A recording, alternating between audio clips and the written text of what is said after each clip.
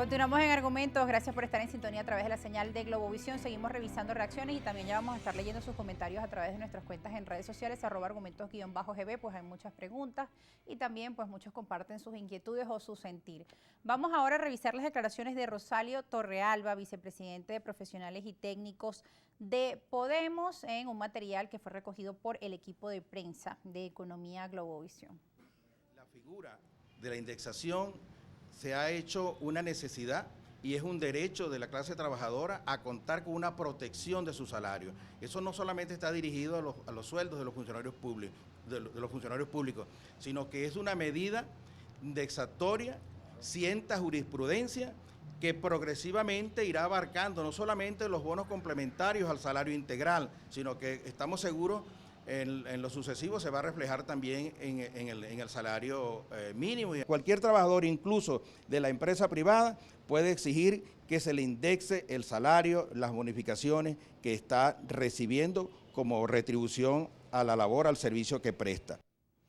Bueno, ahí tenían ustedes, siguen las reacciones, también para la empresa privada, que muchos todavía tienen preguntas, dudas, sí, los trabajadores de la empresa privada, pues ahora van a percibir ese cestatique que se había prácticamente desaparecido, como menos de $2 a $40. Vamos a revisar otra reacción. Ahora es Luis Vicente León, el economista y presidente de Data Analysis, quien también ha venido realizando estudios. De hecho, hace unos meses atrás, la encuestadora Data Analysis decía que la situación estaba pues mejorando, que la gente tenía una percepción de mejoría, pero esa percepción desde diciembre para acá pues ha ido en descenso debido a el aumento de precios, el aumento de la inflación.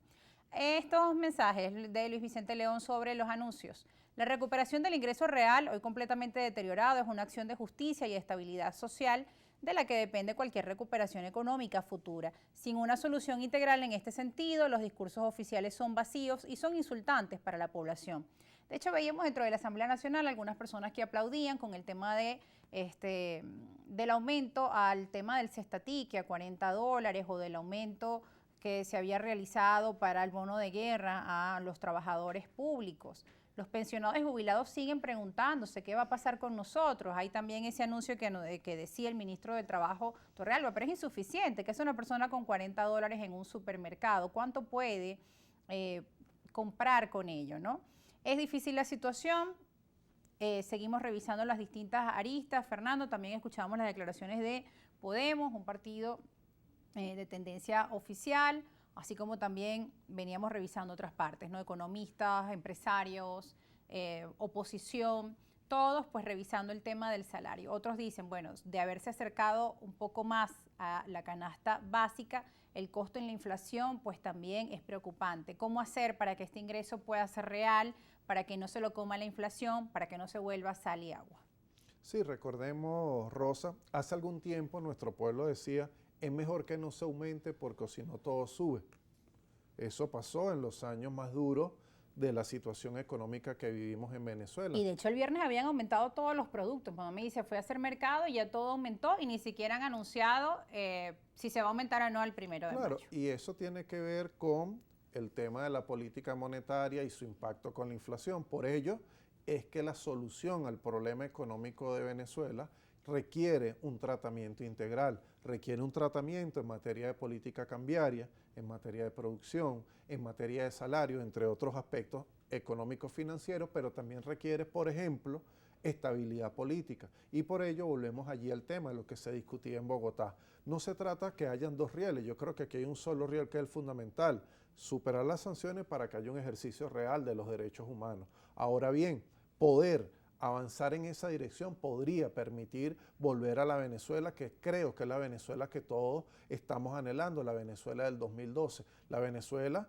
que fue reconocida por la FAO, que fue reconocida por la UNESCO, la Venezuela que fue reconocida por el Programa de Naciones Unidas para el Desarrollo, la Venezuela que logró ocupar puestos importantes gracias a su política social. Yo creo que frente a ello, para tratar de avanzar hacia esa realidad, requerimos, por supuesto, que cesen las presiones contra el país. Ahora bien, eso no quiere decir que todo lo que se haya hecho en revolución es perfecto. Desde luego que hay grandes cosas por mejorar. Desde luego que se debe mejorar en muchos ámbitos para poder avanzar. Pero creo que el tema de las sanciones tiene que quitarse, digamos, del elemento central en la manera de hacer política, porque lamentablemente algunos partidos de oposición en Venezuela se han prestado para tal patraña. Y un ejemplo de ello es lo que acaba de ocurrir con Citgo.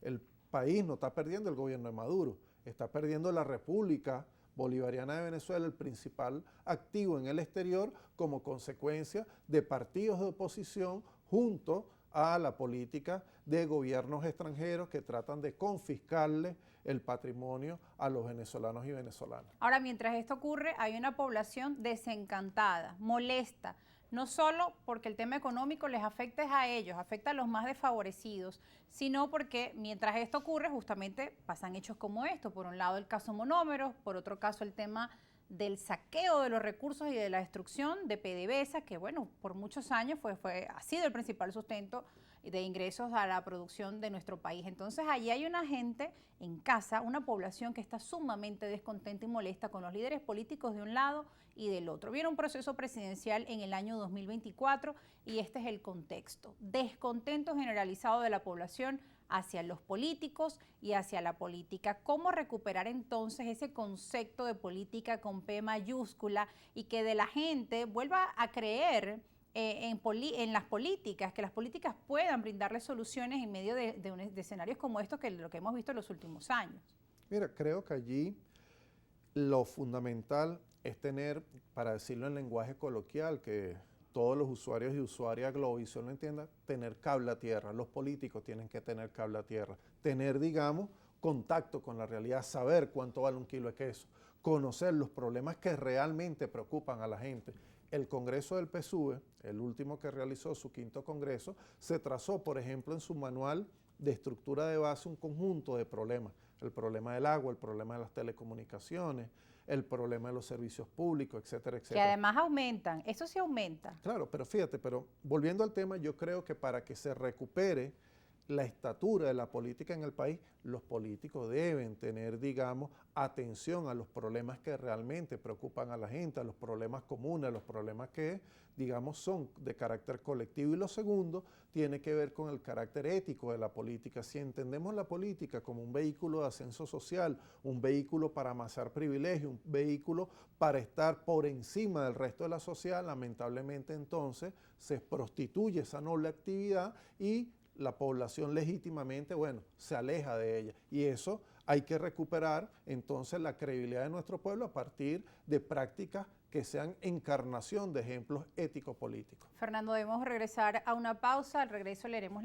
los comentarios de nuestra audiencia. Por aquí hay muchas inquietudes, dicen cómo es posible, se olvidaron de los pensionados y de los jubilados. Noé David dice no hubo aumento salarial, lo que ocurrió fue un aumento de bonos que ya venían percibiendo trabajadores. Bueno, parte de los comentarios que nos están llegando y que vamos a revisar al regreso.